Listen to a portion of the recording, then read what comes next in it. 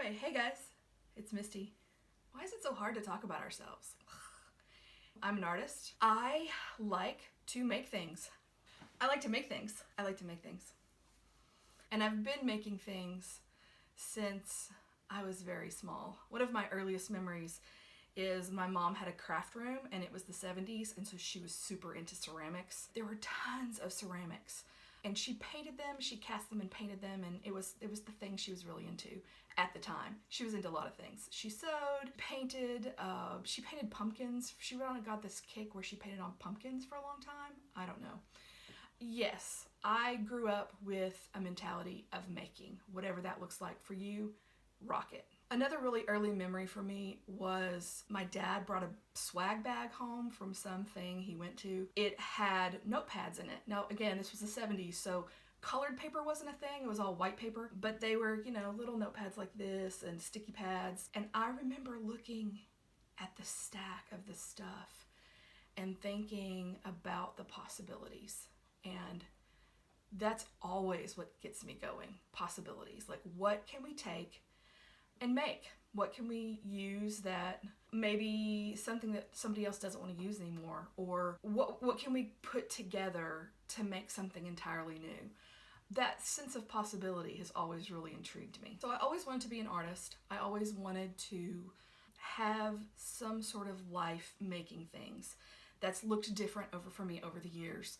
I went to college and wanted to do a fine art degree, but I had that voice in the back of my head that sounded an awful lot like my parents saying, you need a job where you can make money to support yourself, which, granted, that's probably a pretty good thing to do. So I ended up with a double major of psychology and commercial art. I know. It was a long road, but I got there. I started working at an ad agency, which I have talked many times about an ad agency being art adjacent. It's kind of art, but in a lot of ways, it's customer service. While there were some aspects of that I enjoyed, it was not fulfilling for me artistically. So when it was time to start making our family, my husband graciously said, look, we want you to be able to stay home, so don't go back to work. And that's what I decided to do. And when my daughter started kindergarten, I had been home for about 7 years, and I was ready to do something else that wasn't babies, taking care of babies. And so I started with 20 minutes a day. That was my original thing in 2013. I said, I'm just going to do 20 minutes of art a day. I set up this table that I'm sitting at right now, make art for 20 minutes, and then put a picture on the internet. Putting the picture on the internet was a way to keep me accountable. And that's all I started with, was 20 minutes a day, which I realize sounds like some sort of late night infomercial, infomercial.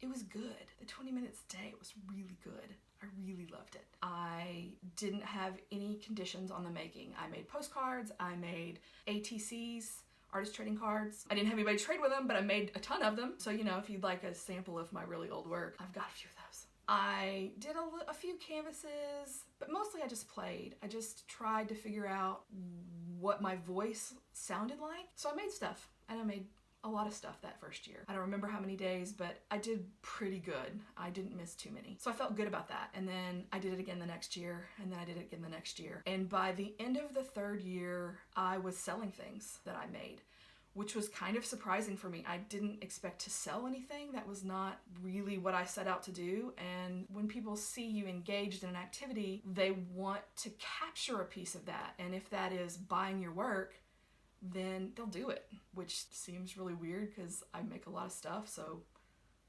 quote from Iris Apfel that says, more is more and less is a bore. I connected with that on a deep spiritual level. I like big art. I like tiny art. I like extremes. I like a lot of paint, of collage, of celery. I like a lot.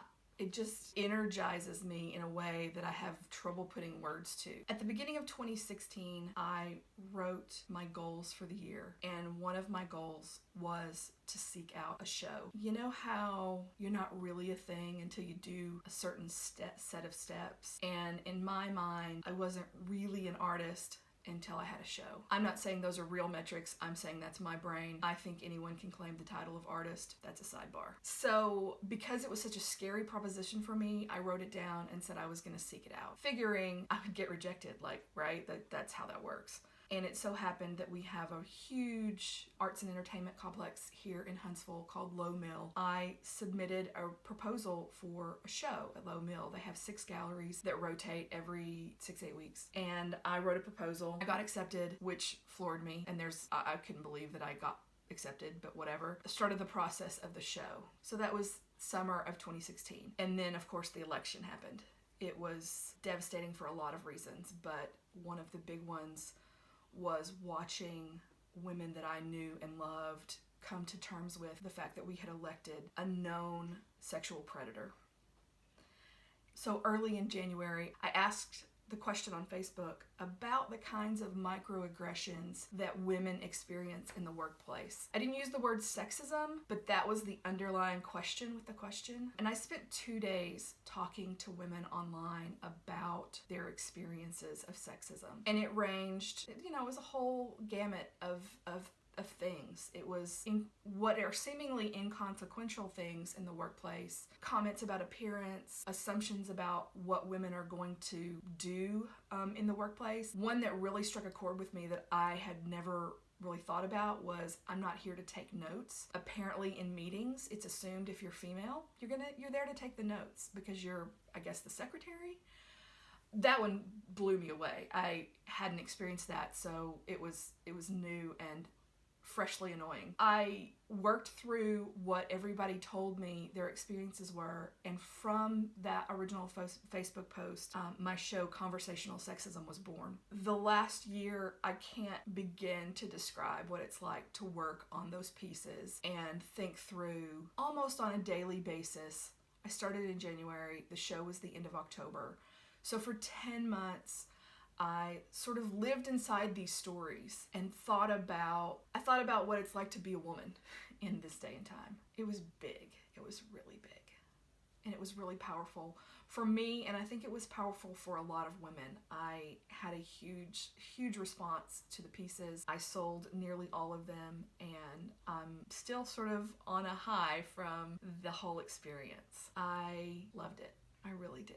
As much work and as much time as it took, which should seem like it would be a barrier, I kind of want to go again. And I'm just now to the point, like this conversation right here is where I'm going, yeah, I need to get on that roller coaster again. So I don't know what the next thing will be. Maybe the next thing will just be me putting some pretty colors out there, which is, really powerful in its own way. But I have a salary to print with. So thanks for joining me. I enjoyed getting to tell you a little bit about my story as an artist.